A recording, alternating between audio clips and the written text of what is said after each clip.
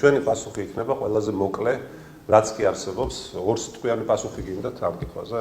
ხოცებო თქვენ აცებო არის ჩვენი პასუხი და ეხლა სხვის განაცებაზე რო საუბრობენ, ჯერ საკუთარი თავის განაცებაზე. ხო, საკუთარ თვითონ როგორ ჩაინაცვლენ ნაცებს, იმაზე ისაუბრონ.